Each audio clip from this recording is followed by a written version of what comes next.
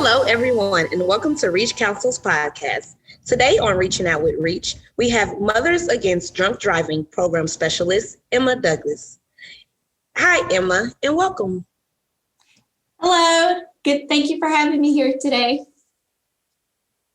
Can you tell us a little bit more about your role at MAD and what you do? Yes, absolutely. So as the program specialist, I teach our underage prevention programs. We have a parent presentation called Power of Parents, and we have a teen presentation called Power of Youth. And we target those dangers and consequences of underage drinking, but also provide them with a plan on how to be prepared in those unsafe situations, and then also help parents with techniques on how to start those conversations. I'm also the law enforcement liaison for the North Texas affiliate, so I do a lot of outreach with law enforcement, and I also do community outreach events. But with law enforcement, I coordinate our law enforcement recognition luncheon, where we recognize those hard work of those officers on the field, and getting drunk drivers off the road. That's a little bit. Nice. All right. And here interviewing Emma today, we have Reach Council's very own Chief Operating Officer, Cassie Street. Hey. Hi, all right. Well, I'm excited. No, go ahead. Okay. I'm so excited to be here. Gosh, I think you were going to ask me what I do, maybe, yes, before I just jumped in and started doing stuff. Right. But yeah, so at Reach, I've had the joy of being at Reach for about 10 years now in lots of different positions. So as Chief Operating Officer, I get to oversee our youth prevention programs, our community coalition programs, and our youth recovery programs. I get to kind of help with all three of those and oversee all those different aspects, everything from school-based prevention programs, community-based prevention programs, to working with those youth and young adults who are now in recovery or wanting to be in recovery. So super glad to be here. I'm excited to talk to Emma today. So let's get up. Let's see what we got. Okay, sounds great. So we're going to go ahead and kick it off. Today's topic is alcohol awareness. So Cassie, why don't you go ahead and kick us off, start us off. All right, so this topic came about because April was actually Alcohol Awareness Month. And for those who don't know, Alcohol Awareness Month is a national public health awareness campaign. It was sponsored by the National Council on Alcoholism and Drug Dependence. It was kind of first established in 1987 and was really kind of put in place to increase awareness and understanding of the causes and treatments of one of our nation's top public health problems, alcoholism. Also to kind of let people know that it's okay to also seek help if they're struggling with alcohol and alcohol use issues. So while Alcohol Awareness Month is over, we're really in this kind of time where underage alcohol consumption is definitely on the rise, with things like prom going on and graduation and summer vacation. Really thought this was still a very timely topic to talk about. So who better to have that conversation with than our fabulous friends at MAD. So Emma, you talked a little bit about some of the stuff that MAD is doing. Can you give me a little bit more about the Power of Parents and the different programs you guys have going on? Yes, absolutely. So in April, we kick off our Power Talk 21 campaign. And what's great about this year is it's our 10th anniversary with implementing our Power of Parents and Power Talk 21. So just to give you a little background on Power Talk 21, it's a MAD National Day called Power Talk 21, and it's on April 21st. And it's a day that we really focus and publicize our Power of Parents program, and really help to encourage parents to start those conversations with their teens. And I've had a great opportunity, because of COVID, we've had to revert to using Zoom and a lot of those virtual platforms. So, like Reach, I've had the great opportunity to partner with a lot of my community partners that I utilize as guest speakers in my virtual presentations. And so we invite parents to come to these presentations to just get that general knowledge about those dangers and consequences, but also on just really great techniques that's research-based that can help them have those ongoing and intentional conversations, because we don't want them to just have one conversation. We want them to have several throughout their adolescence and even into adulthood. So for this year, our Power Talk 21, we decided to do, it's a 21-day challenge for parents. And so we gave 21 days on how they can simply just engage with their kids, not so much of targeting, that conversation of alcohols and drug, but just really getting to know your kids. I think, and even as a parent, I have a teenager, he's 15, that we just kind of lose, because they get that they want that independence. And so they tend to have their own little world, and we just kind of get disconnected.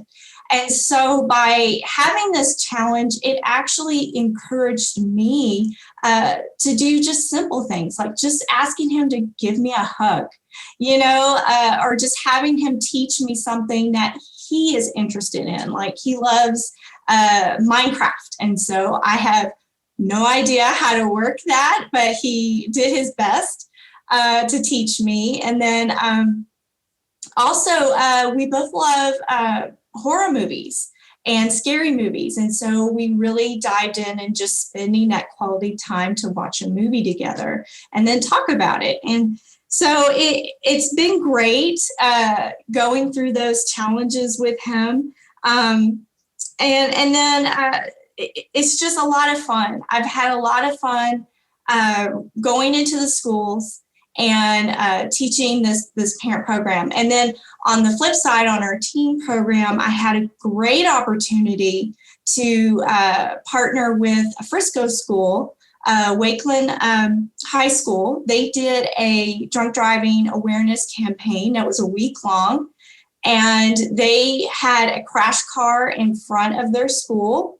And so we were able to provide a decal with our logo with No More Victims and our 800 number, because we have a 24-hour helpline for our victims that are seeking help through their cases or just need referrals on counseling. So it was great to be able to provide that. But also, we partnered with the student council who kind of spearheaded this campaign.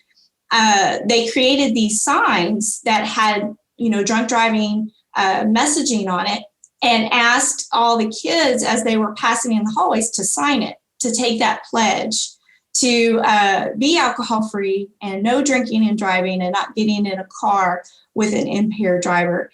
And then myself and my volunteer coordinator, we were able to present to their students and just kind of talk about some basic dangers and consequences and why they should wait until age 21. A lot of them don't realize that their brain is still developing and that it doesn't fully develop until their mid-20s. And when they ingest alcohol or drugs, like marijuana or opiates, that it has long-lasting negative effects on those learning and memory functions because your brain is still developing. So it was great to be able to provide that information for them. This was right before their prom, so they were able to take that pledge before they went to prom. And I've just really enjoyed doing these presentations. And then this summer, we're going to be talking about the 100 deadliest days of summer. And so we're going to be working on that and getting our messaging out into the community. And then in the fall, we start again with Red Ribbon Week. You guys have a lot going on. So yeah, I think, and also one of my other favorite things to do is in August, the weekend before we kick off Labor Day, we have what's called a Saturation Saturday campaign. And that's when I reach out to all the police departments to, I do a request on that weekend for them to add at least one extra patrol officer to just focus on DWI enforcement. And we publicize it. I do a press conference, and I'll do a ride along, which I did last year, which was a lot of fun.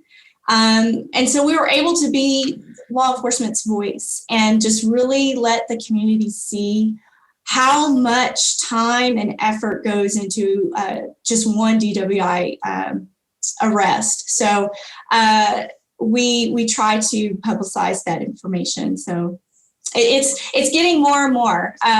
This will be my third one this coming August, and so I'm really excited how many police departments are going to participate this year.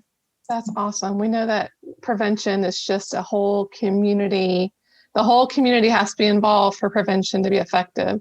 So when you're talking about, like, when you're talking with parents and you're talking with teens and you're sharing information about the impacts of underage drinking and some of the statistics, what are some of the ones that you share? Obviously, there's the brain development piece, which is one that I love to share with teens because they often don't understand really what's going on and what the impact is. But what are some of the things you like to share with parents and with teens about what the big deal is about underage drinking and why it's a big deal?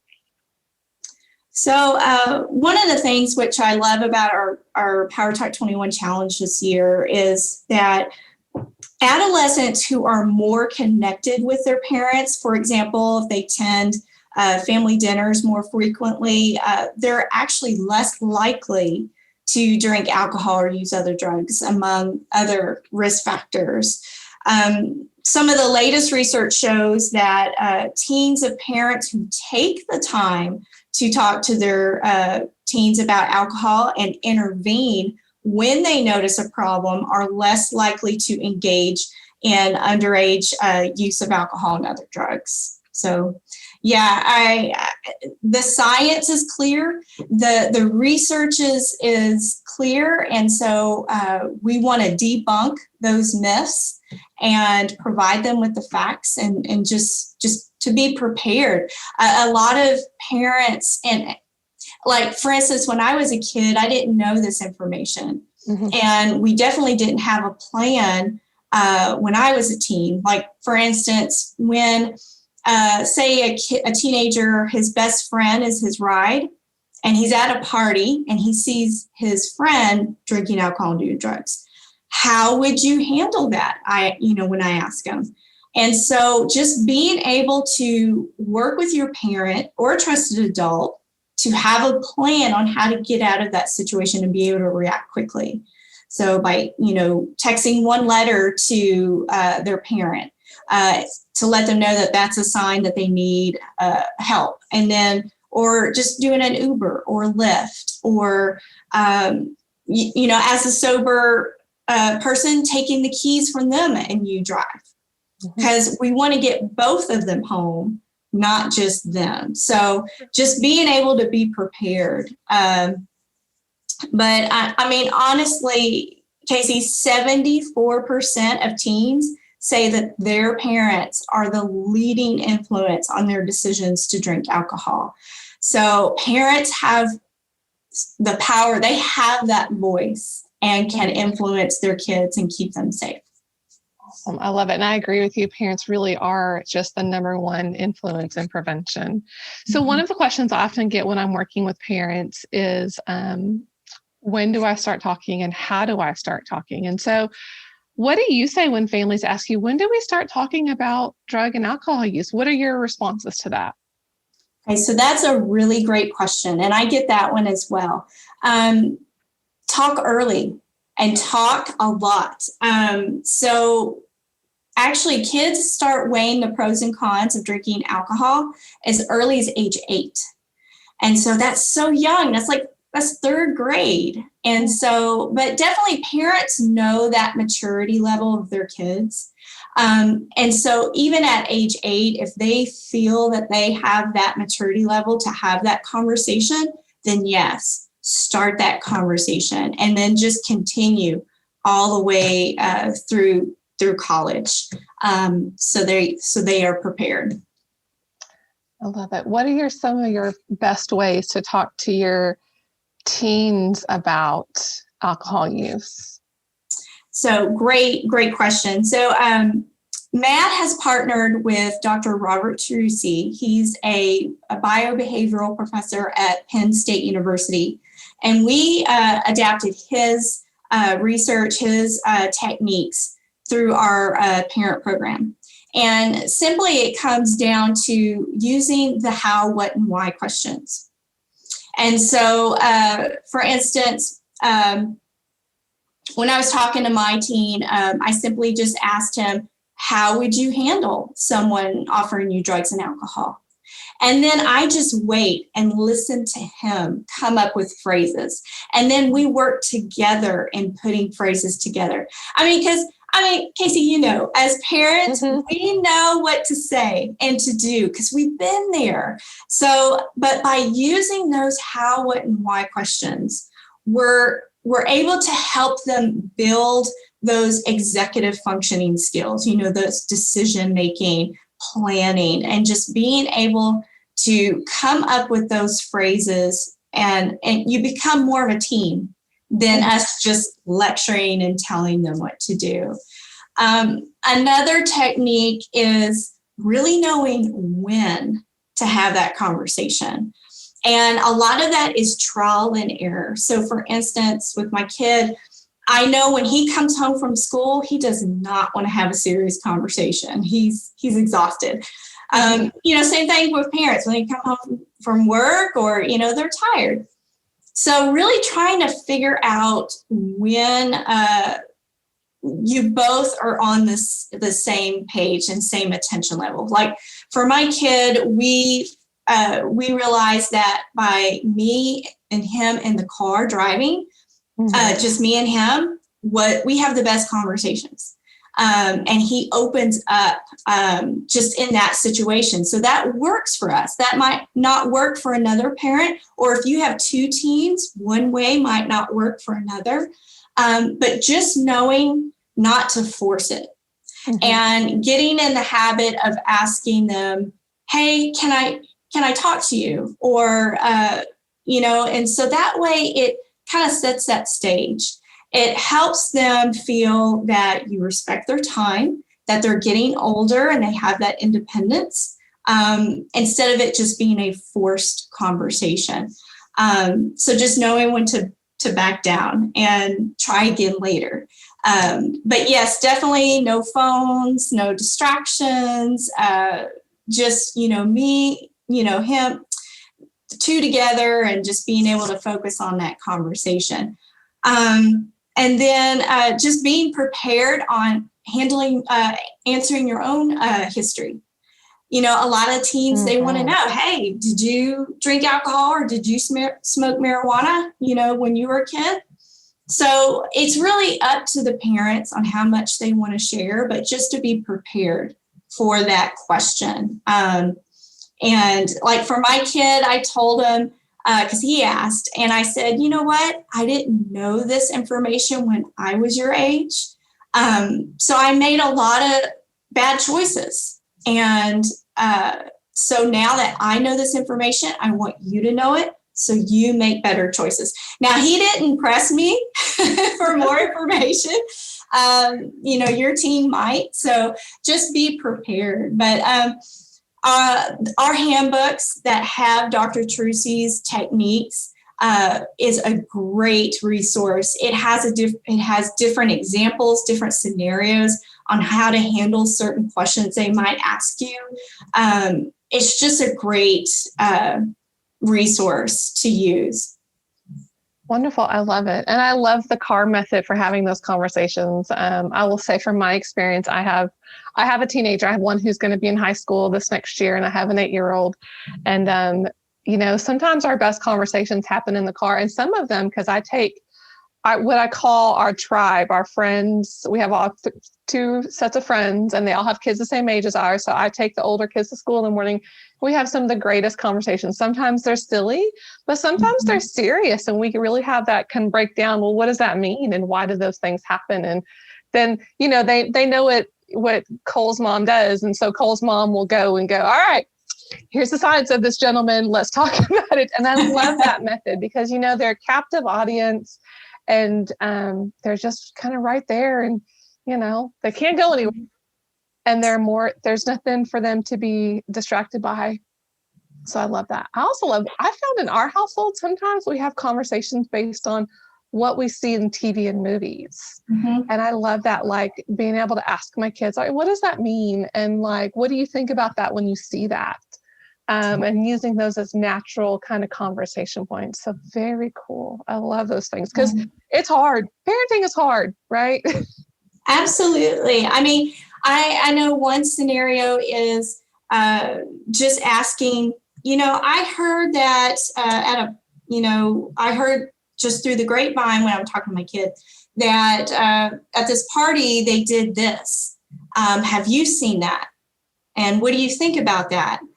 Why do you think it's important not to do that? And what I love about our program is that it not only focuses on that research and techniques, but really just to help parents and the teens really to search their passions.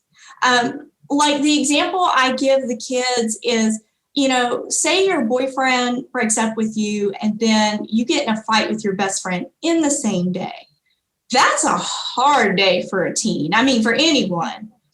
But some teens, they revert to drugs and alcohol to cope. And that's what a lot of it comes down to is that they're coping.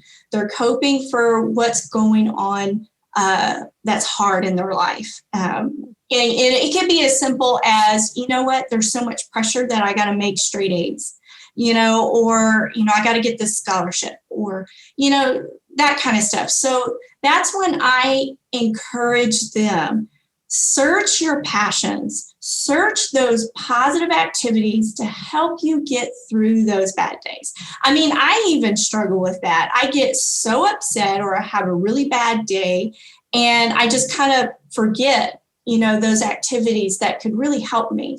And so as parents, we can learn about those passions because, kids are always changing. And that's okay. But by being interested in their life and interested in their passions, interested in their friends and what their friends are into. Oh, sorry.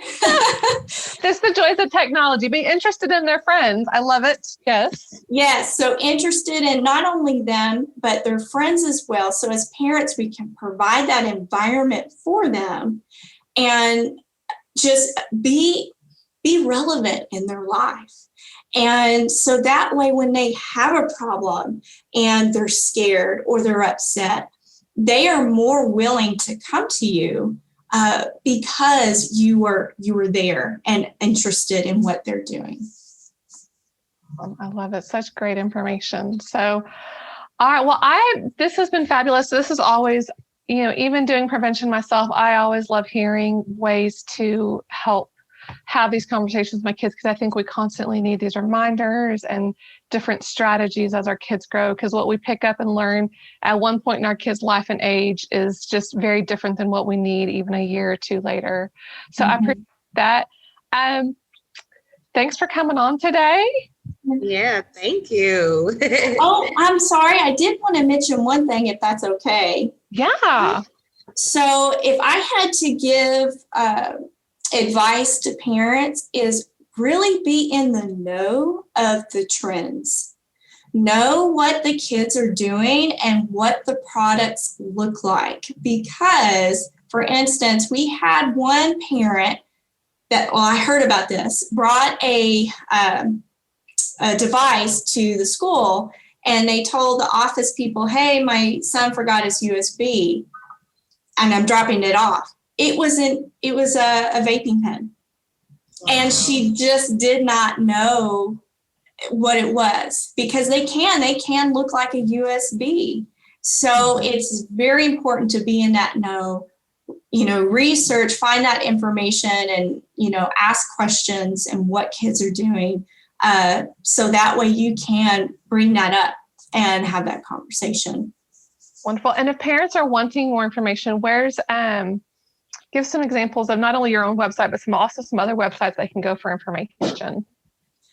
So of course, yes, go to mad.org /power of parents. And what's great is when you go on there, Dr. Tarusi's videos, he has several different little YouTube videos you can watch. You can download the handbooks for free.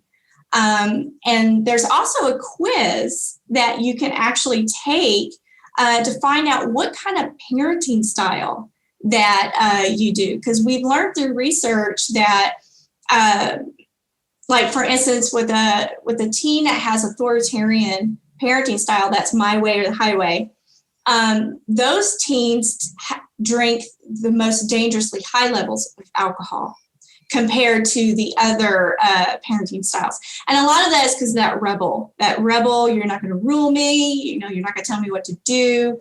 And I'm sorry, I wanted to tell you this one example of this one mom. So her son came home drunk and past curfew. And what she did is she said, "I'm disappointed, but I'm glad you're home safe. I want you to go to bed and we'll talk in the morning."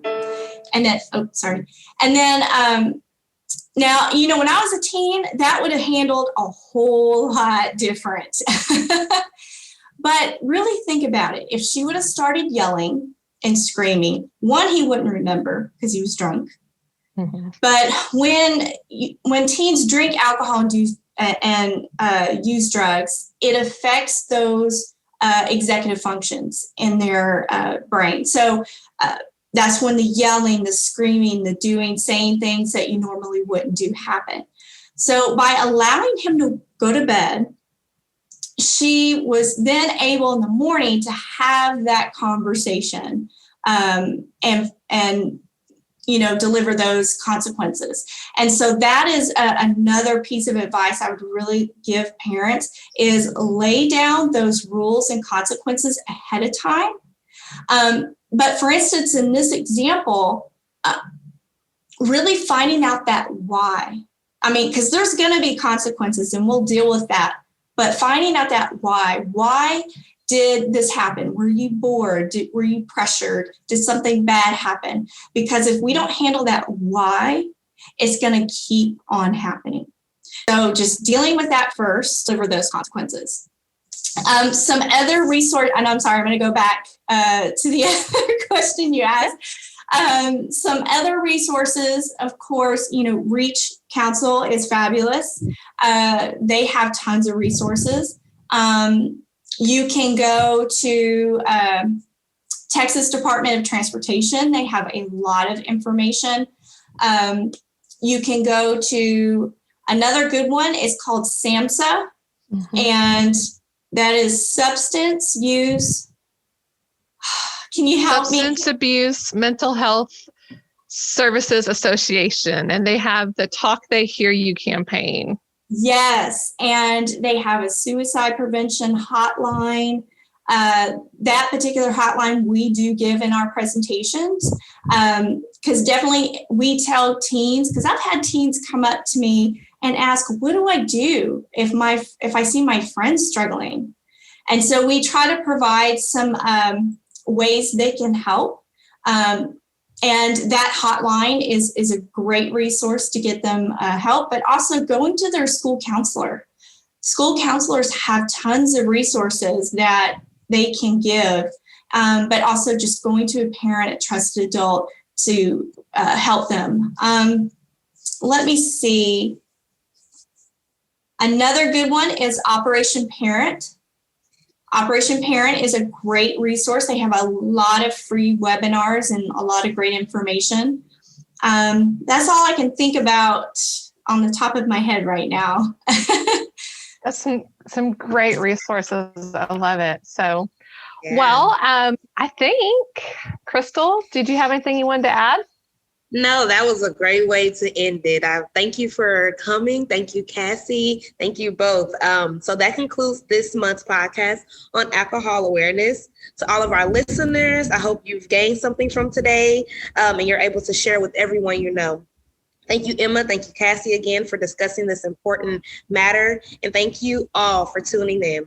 We will see you next time. And until then, remember, life is full of choices. Choose happy, choose healthy.